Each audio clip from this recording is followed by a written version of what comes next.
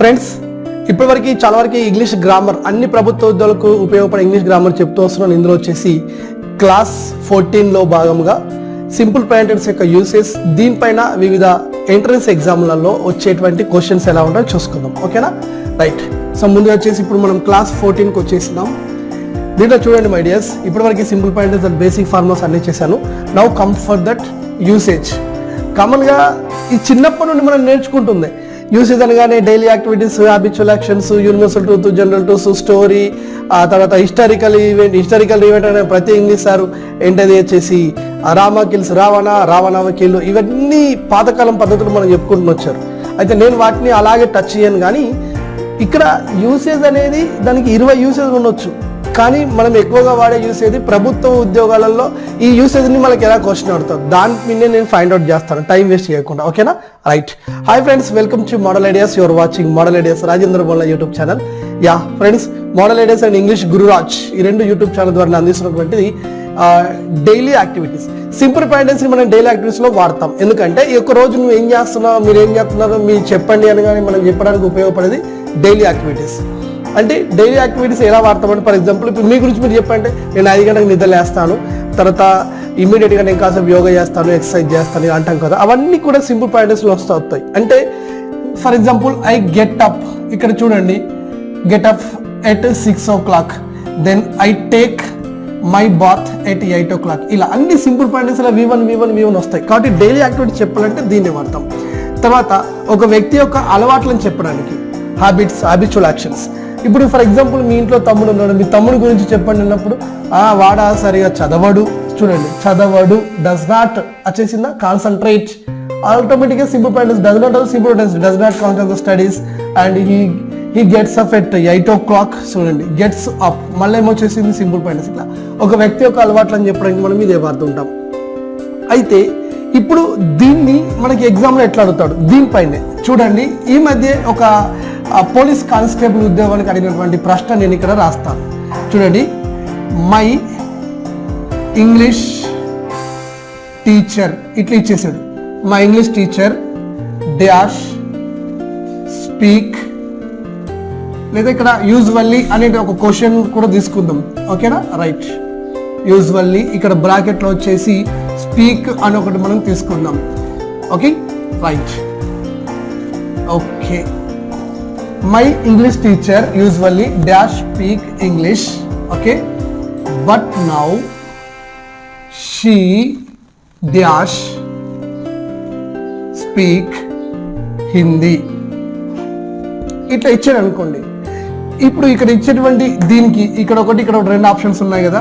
For example ఇక్కడ వచ్చేసి spoke, again 2వ ఆప్షన్ స్పోకెన్ అనుకుందాం, లేదా స్పీక్, స్పీకింగ్, ఇట్లా ఏమో మనకు 4-5 ఆప్షన్స్ కింద ఇచ్చుకుంటూ వస్తుంటాడు. సో ఈ ఆప్షన్స్ కూడా మనం చూసుకుందాం. సో స్పీకింగ్ అనుకుందాం, ఇక్కడ కూడా SPEAKING వచ్చేసింది. Next is, SPEAKS, is speaks, is speaking, ఇట్లా మనకి ఆప్షన్స్ ఇవ్వడానికి ఛాన్స్ అయితే ఉంటుంది. Let me see my English teacher usually. ఇక్కడ చూడండి యూజువల్లీ ఉంది అని అంటే దాదాపుగా సింపుల్ ప్రెజెంట్స్లో మనం వాడేటువంటి ఒక కీవర్డ్. ఇంగ్లీష్ టీచర్ ఎప్పుడైనా మాట్లాడతారు, ఇంగ్లీష్లో మాట్లాడతారు. ఇంగ్లీష్ టీచర్ ఇంగ్లీష్లో మాట్లాడతారు అనేది ఆ టీచర్కి అది వాళ్ళ యొక్క habit, that is called habitual action. కాబట్టి అతని యొక్క హ్యాబిట్ని మనం చెప్తున్నప్పుడు we use only simple present tense. Simple present tense వాడాలంటే ఇక్కడ మనకి ద ఇంగ్లీష్ టీచర్ అనేది సబ్జెక్ట్గా మనకు దొరికినప్పుడు ఇక్కడ వర్బ్ కావాలి. వెర్బ్ ఏముంది మరి, SPEAK అనే వెర్బ్ మనకు ఆల్రెడీ ఇక్కడ ఉంది. కాబట్టి ద ఇంగ్లీష్ టీచర్ అనేది సబ్జెక్ట్ అయినప్పుడు స్పీక్ అనేది verb 1 or 2 or 3, speak, spoke, spoken V1 అయినప్పుడు ఈ మిగతాదంతా ఆబ్జెక్ట్ అనుకుందాం. మరి సింపుల్ ప్రెజెంట్ టెన్స్ వచ్చింది కదా, తప్పు ఎక్కడ ఉంది?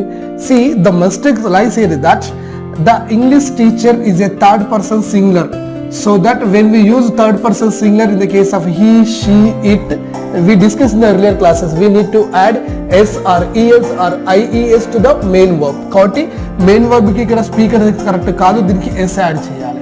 కాబట్టి అప్పుడు ఏమవుతుంది, my English teacher usually speaks English. ఓకేనా? యూజువల్లీ స్పీక్స్ ఇంగ్లీష్ అనుకుందాం ఇక్కడ.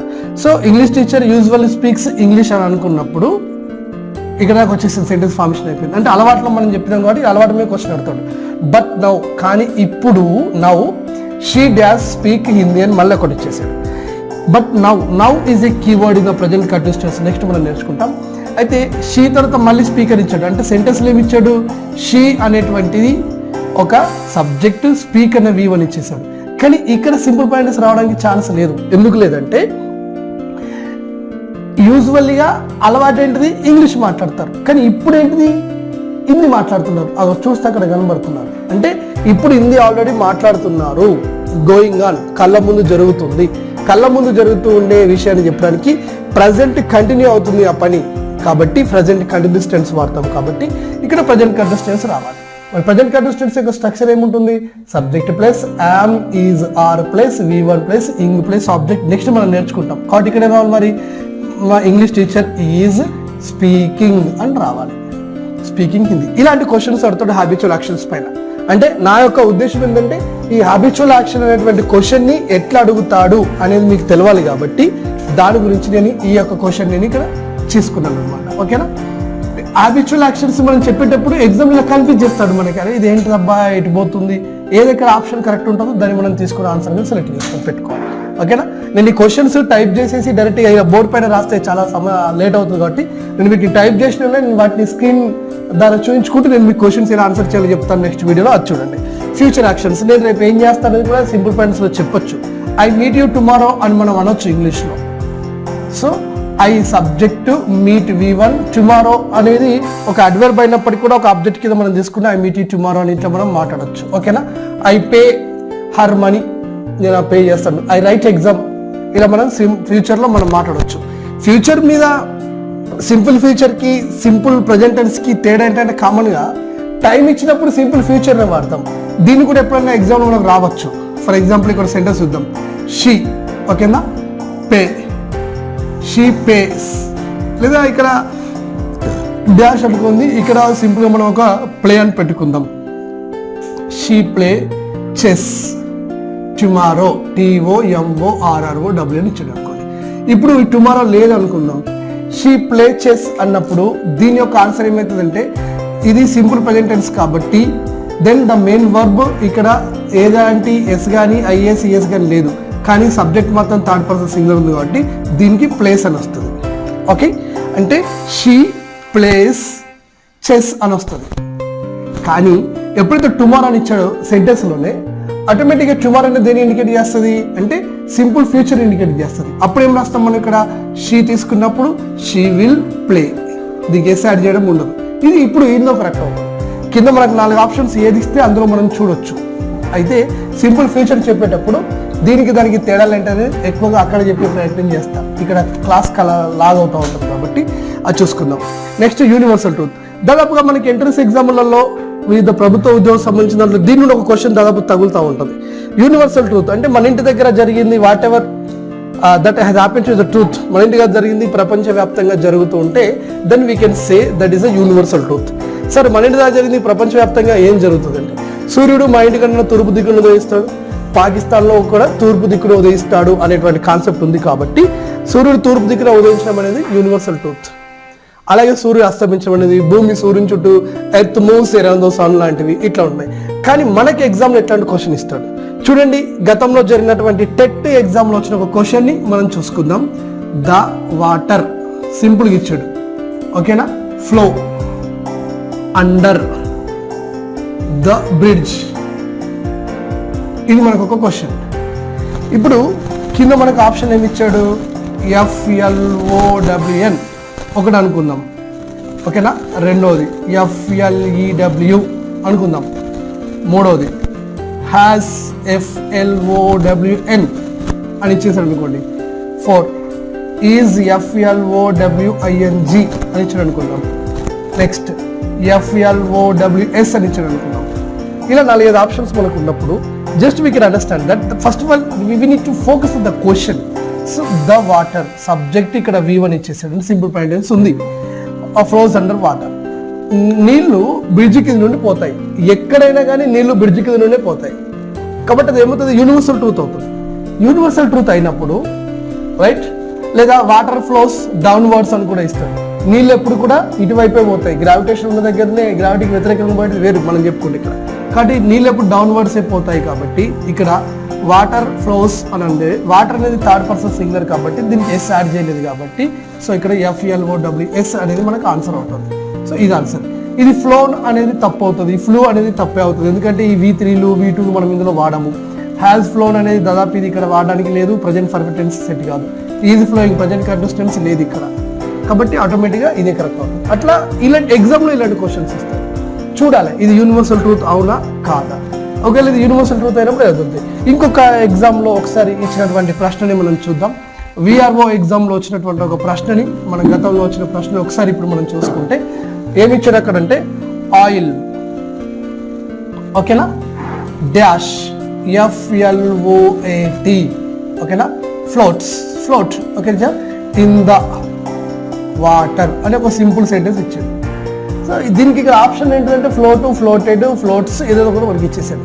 మనం చూసుకోవాలి. ఇప్పుడు ఇలా ఉన్నటువంటి దాంట్లో ఇవన్నీ నీళ్ళు ఉన్నాయి అనుకోండి. ఈ నీళ్ళల్లో మనం ఒక ఆయిల్ చుక్కేస్తే ఏమవుతుంది, లోపలికి పోదు, పైనే ఉంటుంది. అది ఎక్కడ చేసినా, మా ఇంటికాడ చేసినా, మీ ఇంటికాడ చేసినా, చివరికి ఆంధ్రాలో చంద్రబాబు గారి ఇంటికాడ చేసినా అలాగే ఉంటుంది. కాబట్టి ఇప్పుడు మనం ఏం చేస్తాం అంటే ఆ ఆయిల్ అనేది నీటిలో తేలుతుంది కాబట్టి అది యూనివర్సల్ ట్రూత్. యూనివర్సల్ ట్రూత్ ఏ టెన్స్లో చెప్తాం, సింపుల్ పాయింటెన్స్లో చెప్తాం.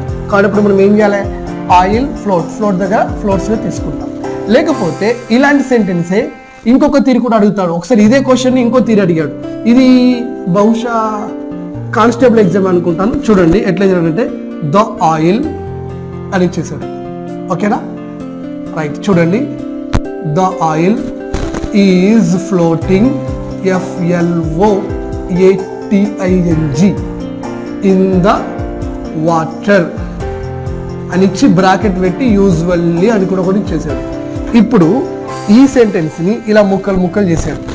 రైట్, దీనికి ఏ పార్ట్ అన్నాడు, దీనికి B పార్ట్ అన్నాడు, దీనికి C పార్ట్ అన్నాడు, దీనికి D పార్ట్ అన్నాడు. సపోజ్ చివరిది నో ఎర్రర్ అని చెప్పేసి ఈ పార్ట్ కూడా ఇస్తాడు. ఇప్పుడు తప్పు ఎక్కడదో గుర్తుపట్టుకుంటాడు. కామన్గా అయితే ఇక్కడ టెన్స్ ఏంటిది, the oil subject is floating, ఓకేనా, am is R plus float V1 plus ing plus object. So ఇక్కడ ఉన్నటువంటి ప్రజెంట్ కంటిన్యూస్ టెన్స్ ఉంది.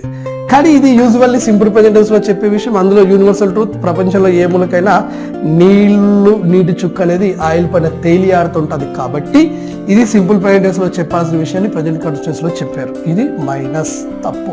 కాబట్టి తప్పు ఎక్కడ ఉంది, Bలో ఉంది. అంటే ఇక్కడ ఓన్లీ తప్పు గుర్తుపట్టడం వరకే మనకు మార్క్ వస్తుంది. కానీ మిగతా వాటికేమో ఆన్సర్ కనిపెట్టారు. ఇలాంటి క్వశ్చన్స్ కూడా వస్తూ ఉంటాయి. ఓకేనా, రైట్. వీటిని చూసుకుంటూ ఎనాలిసిస్ చేయాలి. ఇంగ్లీష్ ఈజీ కదా, లాస్ట్కి రాసుకుందాం, అవసరం లేదు. ఇంగ్లీష్ని ఎవరిగా బోరుగా ఫీల్ అవుతారో వాళ్ళే ఉద్యోగాల్లో వెనుకబడతారు. చాలా వరకు నా అనుభవంతో చెప్తున్నాను, చాలా మందికి అదే జరుగుతుంది. సో యూనివర్సల్ ట్రూత్ అయిపోయింది. ఈ జనరల్ ట్రూత్ అంతా దీని మీద పెద్దగా క్వశ్చన్ ఏమి అడగడు, రాలేదు కూడా, పెద్దగా అయితే రాదు. అంటే my father works in America అంతే. అట్లాంటివి పెద్దగా అయితే ఎగ్జామ్లో వీటికి రాదు. కొటేషన్స్ దీని మీద కూడా క్వశ్చన్స్ వచ్చినాయి, చాలా తక్కువే. But all that quotations that we can see all those అని సింపుల్ పాయింట్స్లోనే ఉంటాయి. ఇప్పుడు all that glitters is not gold అని చెప్పేసి ఒకే ఒకటి పాస్ట్ టెన్స్లో ఉంది. Rome was not built in a day అని ఒకటి ఇంగ్లీష్లో ఉంది. వాజ్ వచ్చింది కాబట్టి అంటే ప్రపంచంలో ప్రఖ్యాతిగాంచినటువంటి గొప్ప నగరమైనటువంటి రోమ్ అనేది Rome was not built in a day అని చేశారు. కాబట్టి ఈ వాజ్ అనేది పాస్ట్ టెన్స్ ఉందో అదొకటి పాస్ట్ ఉంటుంది. నీటి అని కూడా సింపుల్ పాయింట్స్ మనం స్కూల్లో చదువుకున్నప్పుడు ఈ గోడలకు ఏది చూసినా అదంతే కదా. లవ్ స్టార్ట్స్ విత్ ఓకేనా, స్టార్ట్స్ అని వస్తుంది. Love starts with fear, ends with tear అట్లా అనమాట. స్టార్ట్స్ అనేదానికి ఎస్ కలిసింది, ఎండ్స్ అనేదానికి ఎస్ కలిసి సింపుల్ పాయింట్స్ అలా చెప్తూ ఉంటారు. ఇది కూడా పెద్దగా మనకి ఎగ్జామ్లో వచ్చిన దాఖలాలు కనబడవు. న్యూస్ పేపర్ హెడ్డింగ్స్ ఇది కూడా మనకి ఎగ్జామ్లో ఎప్పుడు రాదండి, జస్ట్ చదువుకొని పెట్టుకోవడానికి. నిజానికి ఒక ఇంగ్లీష్ న్యూస్ పేపర్ మనం తీసుకుంటే ఈ న్యూస్ పేపర్ హెడ్డింగ్స్ అనేటివి కామన్గా అయితే మీరు చూస్తుంటే ఇక్కడ చూపిస్తాను. ఇదిగోండి ఇక్కడ ద అని ఇచ్చేసాడు, బికమ్స్ సింపుల్ పాయింట్ V1 ఇంగి పెట్టే V1కు ఎస్ కలిపేసేసాడు. ఓకే, ఇక్కడ ఒకటి ఇచ్చేసాడు, రైట్, కీప్స్ V1కి ఎస్ కలిపేసేసాడు. ఇలా అంటే కొంతవరకు మనకు సింపుల్. ఇక్కడ ప్యాడీ, ఓకేనా, ప్రొక్యూర్మెంట్ బిగిన్స్ ఇన్ పెద్దపల్లి, బిగిన్కి ఎస్ కలిపేసేసాడు. ఇలా మనకి సింపుల్ ప్రజెంట్ టెన్స్ అనేది అంటే న్యూస్ పేపర్ హెడ్డింగ్స్ అనేవి సింపుల్ ప్రజెంట్ టెన్స్లో ఉంటాయి. కాకపోతే ఇది మనకి ఎగ్జామ్ పర్పస్లో ఎక్కడ అడగడు. గుర్తు పెట్టుకోవడానికి మనం ఇంగ్లీష్ టీచర్ కావాలనుకుంటే గ్రామర్ చెప్పడానికి పనిచేస్తుంది. హిస్టారికల్ ఈవెంట్స్ దీని గురించి అడిగిన క్వశ్చన్స్ ఏం లేవండి, పెద్దగా అడగడు. ప్లస్ ఎంతసేపు మన రామకిల్స్ రావణ ఎన్నిసార్లు చెప్పుకుని వచ్చినది గతంలో హిస్టారికల్ ఈవెంట్స్ చెప్పడానికి దీన్ని వాడతారు అంతే. ఎగ్జామ్లో పెద్దగా అయితే ఏం రాదు. స్టోరీస్ పైన రావచ్చు.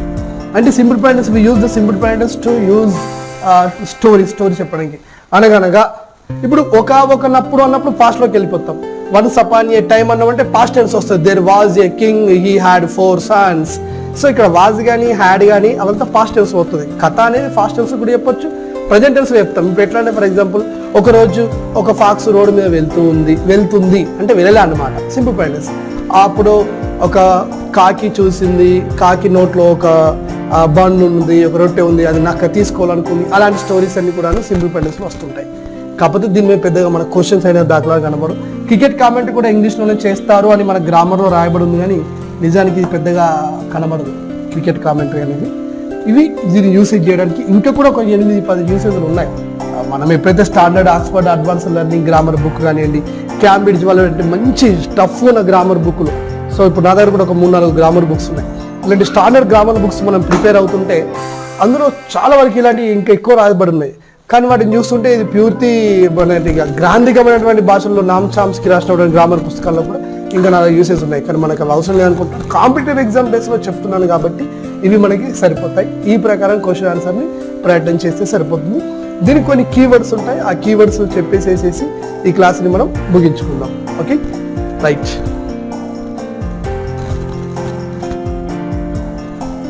కామన్గా సింపుల్ ప్రెజెంట్ టెన్స్లో కొన్ని కీవర్డ్స్ ఉంటాయి. కీవర్డ్ అంటారు, కొద్దిమందిని క్లూ వర్డ్ అంటారు, ఇంకొద్దిమంది సంబంధించిన అడ్వర్బ్ అంటారు, ఏదో చెప్తారు. కానీ నేను మాత్రం దీన్ని కీవర్డ్ అని చెప్తా. Every day. ఎందుకు ఇవి ఎక్కడ చెప్తా, ముందు నేను వర్డ్స్ రాస్తా. సో ఎవ్రీ డే తర్వాత ఎవ్రీ వీక్ అనుకుందాం, లేదా ఎవ్రీ మార్నింగ్ ఈజీగా ఉంటుంది. ఓకేనా, every morning, every day, every week, లేదా ఎవ్రీ ఆఫ్టర్నూన్, లేకపోతే every night, every day, every week, every month, లేకపోతే every year. Next twice in a day కానీ, twice in a year, twice in a week, twice in a month, twice in a year, ఇలాంటివి అనమాట. ఓకేనా. Next usually, usually. Next వచ్చేసి occasionally, OCCASIONELLY, occasionally.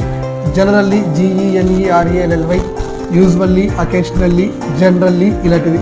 Ever, EVER, never, NEVER. ఓకేనా. At dawn, DAWN. Okay. Next at dusk. Okay, ఇలాంటివి. Okay, కామన్గా ఈ కొన్ని words అనేవి ఇంగ్లీష్లో ఎక్కువగా సింపుల్ ప్రెజెంట్స్లో ఎక్కువగా వాడతారు. అసలు దీన్ని ఎందుకు వాడాలి సార్ మనం అనేది ఇప్పుడు ఒక పెద్ద డౌట్. అంటే దీని యొక్క ఉపయోగాలు మనకి ఏమేమి ఉంటాయి, ఎందుకు దీన్ని ఇక్కడ వాడుతుంటారని అంటే ఒక సింపుల్ కాన్సెప్ట్ మనం చూద్దాం. ఇప్పుడు ప్రస్తుతం భూమి తిరుగుతున్నది కాబట్టి ద ఎర్త్, ప్రస్తుతం జరిగేటువంటి సమయాన్ని ఇప్పుడు నేను ఇంగ్లీషు చెప్తున్నాను, ప్రజెంట్ నాకు కంటిన్యూస్ అవుతుంది. మీరు మొబైల్ ఫోన్ పట్టుకొని వింటున్నారు. నేను చెప్పే డేట్ వచ్చేసి ఈరోజు ప్రస్తుతానికైతే 22/4/2022 నాడు రికార్డ్ చేస్తున్నా. దాదాపుగా సాయంత్రం 7-7:30కి నేను రికార్డ్ చేస్తున్నా. మీరు ఏ రోజు వింటున్నారో నాకు తెలియదు, ఎక్కడ ఏ టైంలో ఏ రోజు వింటున్నారో నాకు అది తెలియదు. సరే, ఏదేమైనా కానీ చెప్పేటప్పుడు నాకు ఇది కంటిన్యూస్, వినేటప్పుడు మీకు అది కంటిన్యూస్. ఇప్పుడు మీరు ఫోన్ పట్టుకుని ఉన్నారు కదా, వాట్ ఆర్ యూ డూయింగ్ అని ఎవరైనా అన్నారు అనుకోండి, ఏం చెప్తాం? I am watching and English class, I am listening in English class అంటాం. అంటే నువ్వు ప్రజెంట్ కంటిన్యూస్లో పని చేస్తున్నావు కాబట్టి. మరి ఇప్పుడు భూమి తిరుగుతుంది కాబట్టి earth is moving around the sun. ఇది ఒక సెంటెన్స్ అయితే దీనికి ఎవ్రీడే అనేది ఒకటి యాడ్ చేశాను నేను అనుకోండి. మామూలుగా ఇప్పుడు భూమి సూర్యుడు చుట్టూ తిరుగుతుంది కదా, తప్పేముంది అంటే తప్పేం లేదు. కానీ కాకపోతే ఇది యూనివర్సల్ ట్రూత్ కదా, ప్రతిరోజు ప్రపంచవ్యాప్తంగా జరుగుతున్న యూనివర్సల్ ట్రూత్ అనే టెన్స్లో చెప్పాలని మన concept. Now we can see the earth is a subject, is in helping verb, move plus ing, subject plus am is are plus V1 plus ing plus object. Now this comes under present continuous tense. Then the tense is the present continuous tense. The sentence చెప్పే అర్థం ఉన్న sentence ఏమో అంటే tense present continuous వాడారు, కానీ దీన్ని చెప్పాల్సిందే universal truth అంటే సింపుల్ పాయింట్స్లో చెప్పాలి. ఇక్కడ తప్పనేది జరిగింది కాబట్టి దీన్ని మనం ఏం చేస్తాం, దీన్ని ఇప్పుడు మూవ్స్గా మారుస్తాం ఎగ్జామ్లో. ఓకేనా. ఇప్పుడు మా అమ్మ ప్రతి శనివారం గుడికి వెళ్తుంది అని మనం చెప్పాలనుకోండి, ఓకేనా. Mother is going to temple every Saturday. ఇప్పుడు ఎలా రాశాను అనుకుంటా ఒక సెంటెన్స్ సింపుల్గా, mother is going to temple every Saturday. అవును, ప్రతి శనివారం మా అమ్మ గుడికి వెళ్తుంది. తప్పు ఎక్కడ ఉంది? ఉందండి. ఎక్కడ తప్పు ఉందంటే mother is going to temple, ఇక్కడ చూడండి every Saturday, every Monday, every. So ఇక్కడ ఏ వర్డ్ వచ్చినా కానీ ఇది ప్రతిరోజు జరిగేదాన్ని చెప్తాయి, ప్రతిరోజు ప్రతిసారి అలవాట్లని చెప్తాయి. కానీ ప్రతి శనివారం గుడికి వెళ్తే మామూలు అలవాటు ఏ టెన్స్లో చెప్పాలి? ఇందాక మనం చెప్పుకున్నాం సింపుల్ ప్రెజెంట్ చెప్పాలి. కానీ ఇక్కడ ఏ టెన్స్లో చెప్పబడింది? ప్రజెంట్ కంటిన్యూస్ చెప్పబడింది. కాబట్టి దీన్ని తీసేసి ఈ గోయింగ్ అనేదాన్ని గోస్గా మారిస్తే అప్పుడు సెంటెన్స్ గ్రామటికల్ ఇట్లా కీవర్డ్స్ అండ్ అందుకు ఉపయోగపడతాయి. ఓకే, సో దీనికి సంబంధించి ఇంకా కొన్ని నేను టెస్టులు, ఆన్లైన్ టెస్టులు మీకు అందిస్తాను. ఈ కీవర్డ్స్ కూడా ఇంకెక్కువగా టైప్ చేసి వాటిని ఎలా ఆన్సర్ చేయాలో దాదాపు ఒక 2-3 క్వశ్చన్ పేపర్ దీన్ని ఇస్తాను. చూస్తున్నానండి model Aedes YouTube channel. If you have any doubt that you can ask me, I am ready to give that answers. Okay, thank you and all the best.